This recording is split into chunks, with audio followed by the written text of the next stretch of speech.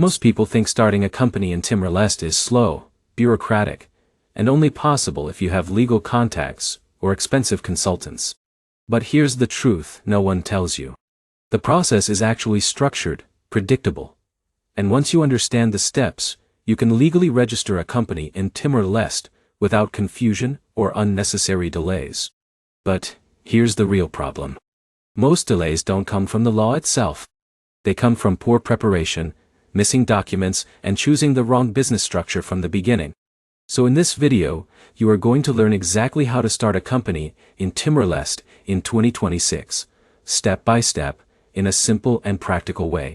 And stay with me, because in a few minutes I'll show you the one mistake that causes most applications to get delayed or rejected even when everything looks correct on paper. Now let's begin with the foundation. Before you register anything in Timor Leste, you need to understand the business structures available. This is where most beginners make their first mistake, and it affects taxes, liability, banking approval, and long-term operations. In Timor Leste, the most common structures include sole proprietorships, partnerships, and limited liability companies. Each one serves a different purpose depending on your goals. Let's break it down simply. If someone like John wants to open a small cafe in Dili, a sole proprietorship might be enough. It is easy to set up and has minimal paperwork. But here's the downside. There is no separation between personal and business liability. If the business faces debt or legal issues, John is personally responsible. Now imagine someone like Alex, who wants to build a scalable business, serve international clients, or operate a consulting company. In that case, a limited liability company makes more sense. It separates personal assets from business risk and increases credibility with banks and partners. Now here's where it gets interesting. In a few minutes, I'll show you how choosing the wrong structure can silently block your ability to open a business bank account or receive international payments, even if your company is fully legal. Now let's move to the first official step. Step 1 is choosing and reserving your company name. In Timor Leste, company registration is handled by government authorities responsible for business and commerce. Your company name must be unique and must not conflict with existing registered businesses. So the process begins with a name search. You submit your proposed company name, and the registry checks availability. If approved, the name is reserved while you complete incorporation. Now here's a mistake many beginners make. They rush this step and choose names that sound good locally, but are not suitable for long-term branding or international use. For example, names that are too generic or difficult to distinguish can create problems later when dealing with banks or foreign clients. And here's a retention moment for you. In a few minutes, I'll show you how your company name can directly influence banking approval and even payment processing success. Now once your name is approved, you move to incorporation. This is where your business becomes a legal entity. To incorporate a company in Timor Leste, you need to prepare official documents. These usually include the memorandum and articles of association, details of directors and shareholders, a registered office address, and your share capital structure. Let's simplify that. Your memorandum and articles define how your company operates. It includes your business purpose, internal rules, and governance structure. Your directors are the people responsible for managing the company. This can be one person or multiple individuals depending on your setup. Your shareholders are the owners of the company. If you own everything, you are the sole shareholder. Your registered office is the official address where legal documents and government correspondence are sent. Now here's where most people get stuck. They assume incorporation requires complex legal drafting or expensive lawyers. But in reality, most small and developing economies use standardized templates or simplified registration systems. The real challenge is accuracy and consistency. But here's the catch. Even small mistakes like inconsistent spellings, missing identification documents, or incorrect addresses can delay approval significantly. And this is where many applicants lose time without realizing it. The system is not difficult. It is detail sensitive. Now let's move forward. In Timor Leste, depending on your business activity, you may also need additional licenses or sector-specific approvals. This is especially important for industries like import-export, retail trade, tourism, transportation, and financial services. Now here's where it gets interesting. Many beginners assume all businesses follow the same rules. But in reality, governments regulate certain industries more strictly to protect economic stability and consumer safety. So identifying your business category early is essential before submitting your application. Now, once your documents are complete, they are submitted to the relevant authority for review. If everything is correct, your company is approved, and you receive your certificate of incorporation. This is the official legal document confirming your company exists in Timor Leste. Now pause here for a moment because this is important. At this stage, many people think they are fully ready to operate. But they are missing critical steps related to banking, taxation, and operational setup.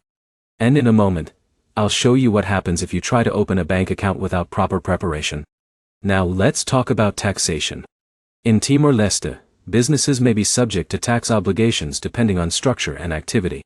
The tax system is relatively simple compared to larger economies, but compliance is still required.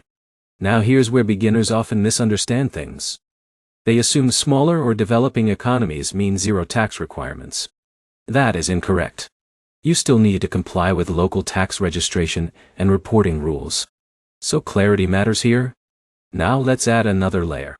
If you plan to hire employees in Timor Leste, you must comply with labor regulations. This includes employment contracts, fair wages, and adherence to national labor standards. Now here's a curiosity loop. In a few minutes, I'll show you how skipping employment compliance can create legal and financial issues even if you only hire one part-time worker. Now let's move to one of the most important steps. Your business bank account. Once your company is incorporated, you need a corporate bank account to operate professionally and receive payments. Banks will require incorporation documents, identification of directors and shareholders, proof of address, and a clear explanation of your business activity. Now, here's the problem many entrepreneurs face. They assume incorporation automatically guarantees banking approval. But banks follow strict compliance and anti-money laundering regulations. If your business model is unclear or your documents are inconsistent, your application can be delayed or rejected. Let's make this real. Imagine Alex builds an online consulting business in Timor Leste. If Alex cannot clearly explain how clients are acquired, how payments are received, and what services are delivered, the bank may hesitate to approve the account. So clarity is more important than complexity. Now let's move into compliance and ongoing obligations. After incorporation, your company must remain compliant. This includes maintaining proper records, updating changes in directors or shareholders, and submitting required filings depending on local regulations. If you fail to comply, your company can be removed from the registry. And restoring it later is usually more expensive and time-consuming than maintaining it properly from the beginning. So consistency matters more than speed. Now let's talk about timeline and cost. Company registration in Timor Leste can be relatively straightforward if documents are complete. But delays usually happen when information is missing or inconsistent. Costs vary depending on structure, government fees, and whether you use professional services. But here's the key insight most people miss. The biggest factor affecting speed is not the government system. It is preparation quality and documentation accuracy. Now let's cover common mistakes. One major mistake is choosing a structure without considering banking requirements. Another is submitting incomplete or inconsistent documents. Another is ignoring tax and employment obligations.